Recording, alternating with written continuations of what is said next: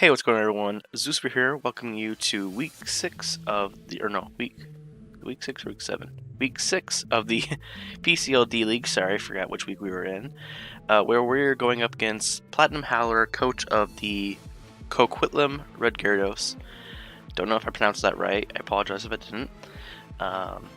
Right now we are sitting at 2-3 record, and I'm not sure what Plat's sitting at on his record, but anyways, getting into the teams, he brought the Milotic, the Megalodios, the Golurk, Staraptor, Serena, and Heatran, whereas I am bringing a Choice Scarf Physical Greninja with Gunk Shot, Low Kick, Ice Punch, Waterfall. My Mega Gallade has Facade, Drain Punch, Ice Punch, and Sword Dance. This is for potentially 1v1ing a defensive Milotic that burns me with Scald. I can get up Sword Stances, I can recover with Drain Punch, and I can hit hard with the Facade. Anima, the Palossand, with the Colbur Berry with Earth Power, Shadow Ball, Ancient Power, and Shore Up. Aromatisse with Leftovers with Wish Protect, Toxic, and Moonblast. Red Riot, my Landorus variant with Choice Scarf, with U-Turn, Earthquake, Stone Edge, and Defog. And Yuga, my Drachi with Leftovers with Calm Mind, Wish, HP Ground, and Psychic. So, looking at the two teams, I figured that my best lead for 5 out of the 6 mons would be Greninja. The only thing that it couldn't really touch would be the Milotic. So I figured Greninja is my best lead case scenario. If he does lead with Milotic, I have multiple mons I can switch into. I can switch into my Jirachi, which can take a hit and set up Calm Minds and recover. I can go into my Aromatisse, which can eat hits. It doesn't like being toxic. And also my Mega Gallade if I want to go ahead and try to get off that my Sword Stance Facade set. So I'm going to be leading with my Greninja. As we see here, he is going to be challenging us to our week 6 match, as he actually goes heads and leads off with Mifa, which is his Milotic. So looking at this situation, I don't want my Aromatisse or my Mega Gallade to be toxic, so I figured I would just go ahead and go out into my Jirachi, as the only thing I could go for would be like HP Fire to really hit me, which it does just go for the Ice Beam, which is interesting enough, because Ice Beam wasn't going to be doing too much to my Greninja, so I'm not sure what that was going for. Potentially predicting me to switch out the Landorus maybe, but he is going to switch out into his Heatran as I just go ahead and go for the Calm Mind. And I figured at this point he has to be Choice Scarf in order to outspeed me. If he's Choice Scarf at +1 special defense, I should live a Fire Blast. So I do just decide to stay in here and go for the HP Ground, as we see no Sugar Berry. But the HP Ground isn't going to do quite enough. It's going to do about 80%, so he's fairly specially defensive, as he just go for the Lava Plume, which does about 100 damage. Now here I do make a little bit of a misplay. I should have just gone for the HP Ground to take this thing out, but I figured he might switch to preserve this thing, so I do just go ahead and go for a Calm Mind this turn. I was also debating just going for the Psychic, but I wasn't sure if Psychic was going to kill. But I know that at +2, seeing what the Lava Plume did earlier, I should be able to live, which I do, and he doesn't get the burn. But even with the burn, I was going to be living that, so now I am at +2, and this turn I do have to just go ahead and click the HP Ground, because with the Leftovers he's gotten, I don't know if I can live, or if I can knock out with a Psychic. So we do go ahead and get rid of the Heatran, which is basically the biggest thing that stands in my Aromatisse's way of just walling his entire team. As he does bring in the Staraptor, which he is Choice Scarfed. I debated switching, preserving this thing, but I figured if he wasn't Scarfed and was bluffing it, it would be a Speed Tie, potentially. Or I guess it could have been Speed Tie, and it might not be Scarf, but we're pretty sure he's Scarfed at this point, the way he brought it in. As I can bring in my Choice Scarf Greninja now, and just go ahead and fire off an not HPIS, a Ice Punch as he brings out Urbosa, his Serena, which was questionable to me at first because I figured that his Milotic would just be the best switch in, and that Ice Punch does about a little under 75%, as he does go ahead and bring in the Mifa to eat the second Ice Punch, which does about 20%. Now I can go out into my Aromatisse. I don't have my Drachi to take any Toxics, unfortunately, so if he does have Toxic, I will have to deal with that from now on. But he does just fire off a Hydro Pump, so far we've seen Hydro Pump and Ice Beam from this Milotic, so I'm figuring he must be a kind of just straight up offensive Milotic, maybe even like a Choice Specs Milotic. But I can just go ahead and fire off Toxic, which does go ahead and connects on the Serena. And now here, I'm figuring the Serena can go ahead and fire off a Power Whip and potentially knock me out at this range. So unfortunately, I do have to go ahead and click Protect. I don't like Toxic Stall for the most part, but if it gets you wins, it gets you wins. But he just goes ahead and switches out into the Milotic. So figuring now, well, I can live whatever this thing wants to go for, as he shows the Surf. So we've seen Surf, Hydro Pump, and Ice Beam at this point. So I'm thinking that he's like Specs or maybe like 4 attacks with an Assault Vest or something like that. So some very interesting set. As I just go ahead and go for the Wish. He does go ahead and go for the Ice Beam because I figured I can live whatever he wants to go for, and I can get a Toxic off, which I do land. And I will get a bunch of my health back from that Wish. So now his Serena and his Milotic are both on timers. Not sure what this Milotic's 4th move is, but at this point I'm assuming he's just like full on offensive. And we haven't seen the item yet either, so that's why I'm thinking he might be like, or I was thinking he might be Specs, but he switched up his move, so I know he's not Specs anymore. So I'm figuring he might be like Assault Vest.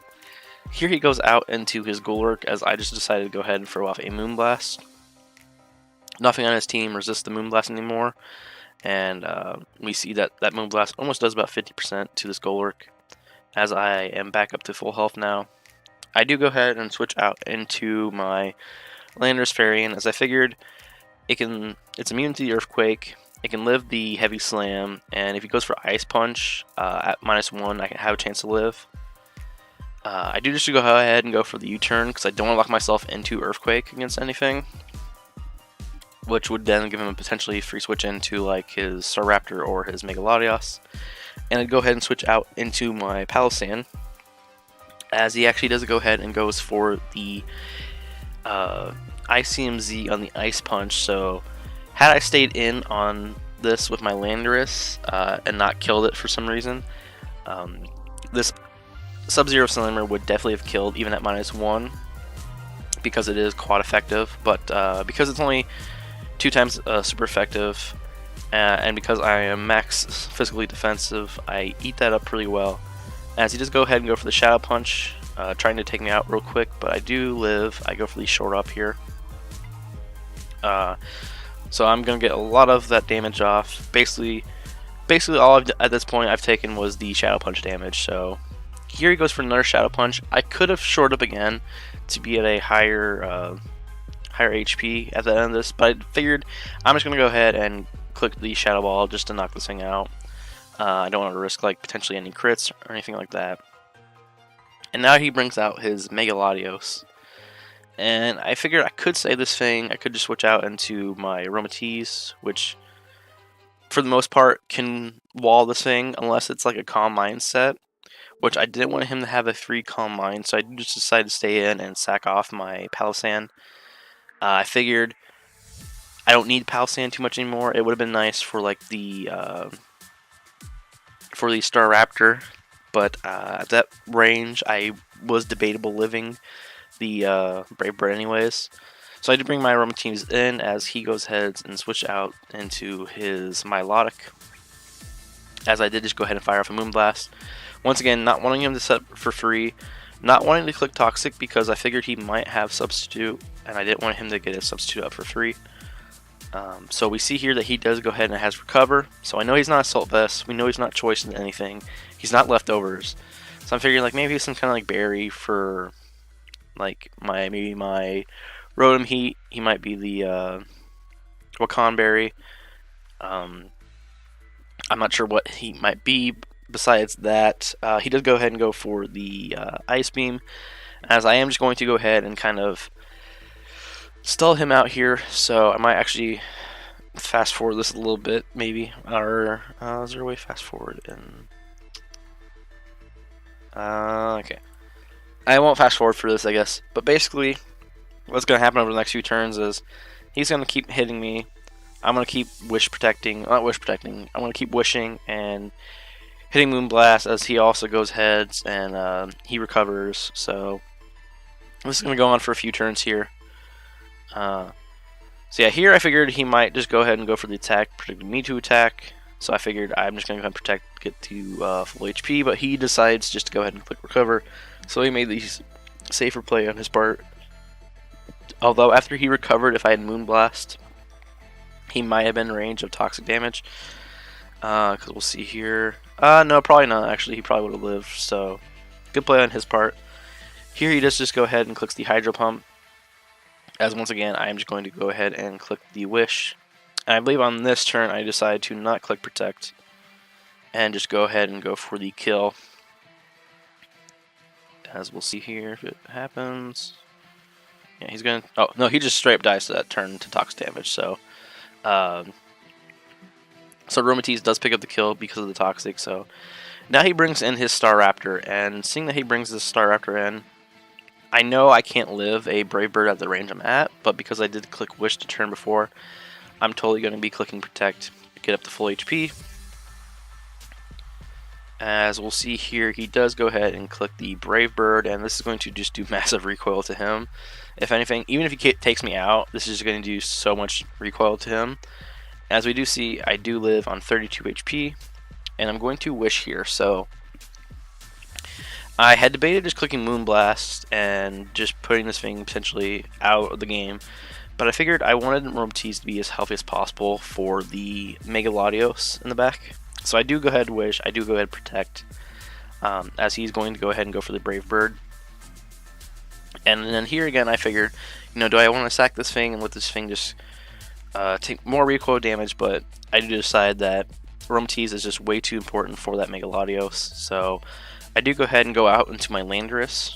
I get the Intimidate drop here, which you'll see in a second.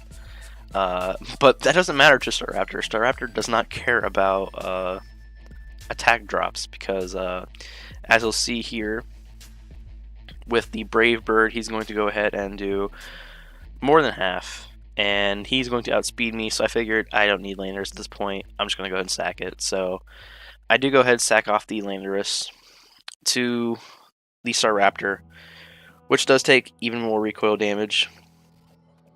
And at this point, I figured I can go out in Greninja and I can just click Ice Punch and potentially win the game. The Draco from the Mega Latios would take me out, but anything else, it would have a chance to not take me out. So Ice Punch is obviously going to take out this Staraptor at this range. And here he actually brings in his Serena, and I'm figuring, okay, I'm not sure what this play is about. But then he reveals that he is in fact the Cussed Up Berry with the high jump kick. So the reason he had switched in earlier to take that toxic damage on the Aromatisse was because he was not in range from my previous attack. So kudos to him for that set. That was crazy. I was not expecting that at all. I was expecting Greninja just to clean up at that point. But I know now I'll outspeed with my Mega Glade. He's not going to want to switch out into his Mega Latios because he doesn't want any extra damage on that thing. So I'm just going to be able to head and pick up the free kill here on the Ice Punch. I debated clicking Swords Dance, but I figured I'm not going to risk it because I might not outspeed the Mega Latios. It might make a speed tie. As we see here, that I go ahead and go for the Ice Punch. I do outspeed this turn, and Ice Punch is going to do a little bit more than half, as he goes ahead and goes for the Shadow Ball. which that's going to do a crazy amount of damage, about 100 damage. As I do ahead, I win the speed tie again, go for the Ice Punch, and I do take him out. So we do pick up a 2-0 victory against Platinum. Turns out that we talked after the game, so we talked about our sets, and so it looked like what he was on the Mega Latios is he didn't have too much speed investment, so I was guaranteed outspeed him both times. So those speed ties I won in the end actually weren't speed ties, I just outsped him. The Milotic set was actually a competitive Adrenaline Orb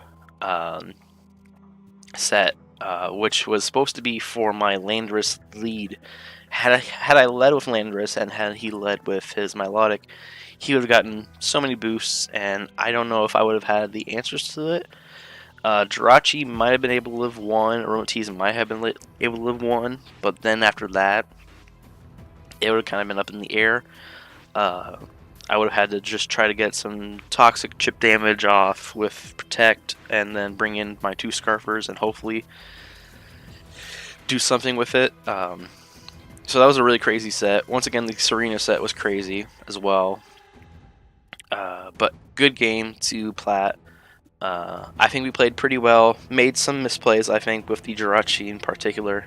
Could have just gone for the kill on the Heat Ran instead of setting up. But anyways, we do pick the win. So now we are at 3-3, and I think we're at like a +1 differential, or like maybe like a +2.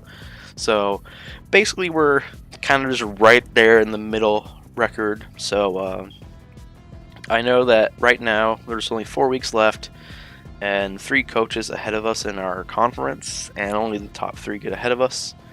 So we do have to win out and hope for some of them to lose, because we've lost to 2 of the people that were ahead of us already. So it's not looking too good right now, but it's not like absolutely hopeless. We just need some help for some other coaches, and we just need to keep winning ourselves. So thank you guys for watching the video. If you enjoyed, hit the like button, and I will see you next week for our week 7 match. So see you then. Bye bye.